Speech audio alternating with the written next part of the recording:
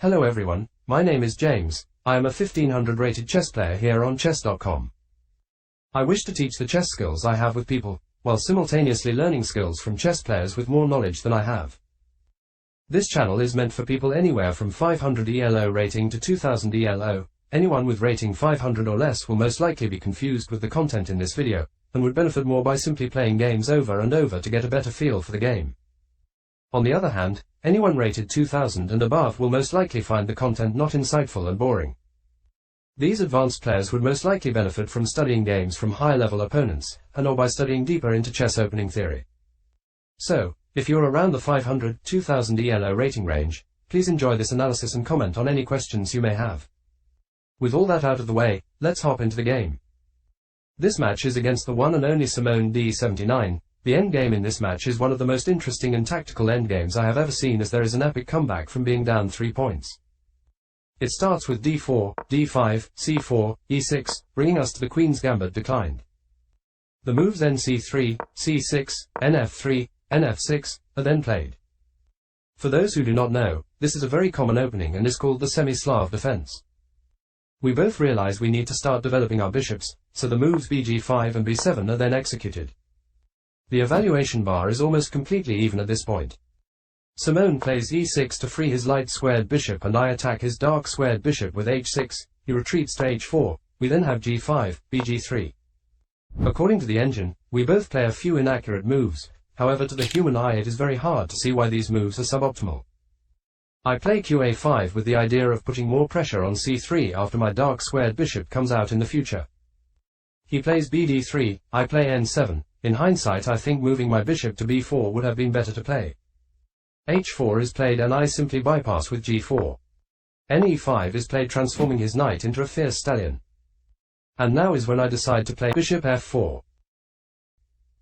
He defends with qc2, and I decide to trade everything, bc3, qc3, qc3, c3.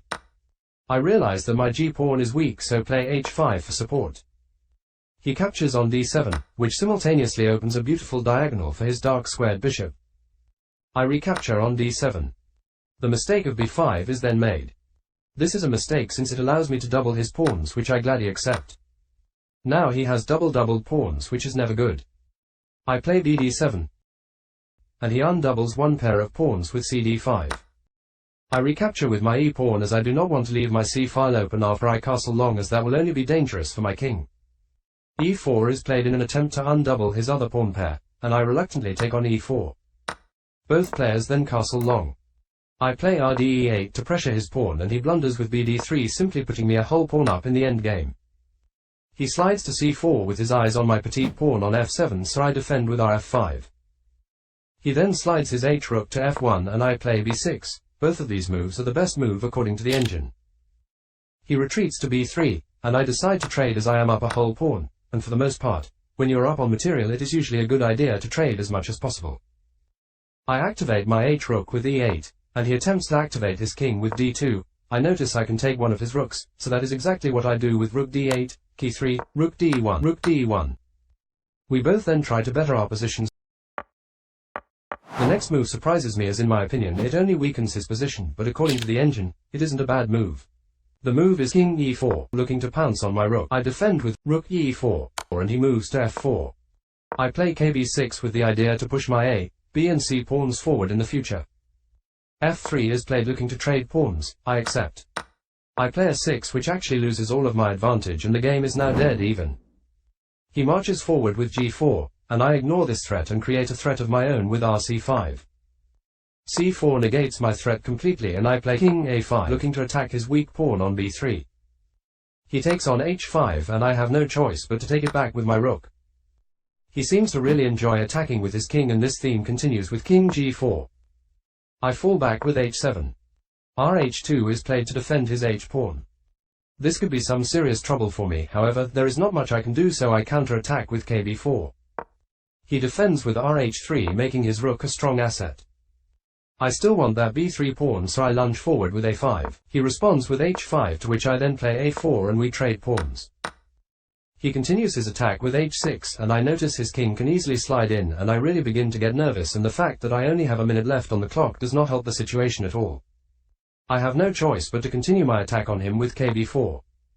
As predicted, his king begins to infiltrate with kf5. I take his pawn and he takes mine. The C and B files are open, so promoting one of them is now my only hope. And I am forced to lose my rook. I am now down by 3 points, however I realize that my two connected pawns can be quite dangerous as his king is far from the action. The moves then played are b4, c4, kf6, b3, and finally b2, which puts my only one square away from promoting. All of these moves are the best moves according to the engine. He is forced to defend with rh1 and I support with b3. The next move is the move that determines the whole game and is the only move white can play if they want to tie the game. Any other move will lose the game. Can you find the move? The move is rh3 as white wants to capture the pawn with his rook quickly, since white can then take the c5 pawn with his king. Fortunately, white makes the mistake of kd5, and I can now simply connect my pawns and win the game. c4 is played, to which white checks me with rh3. However, this move is one move too late, and after c3, promotion is unstoppable. So after a couple of moves, white chooses to resign the game. Here are some of the stats for the game. Please let me know if you have any questions about the game or questions in general. I will be sure to respond.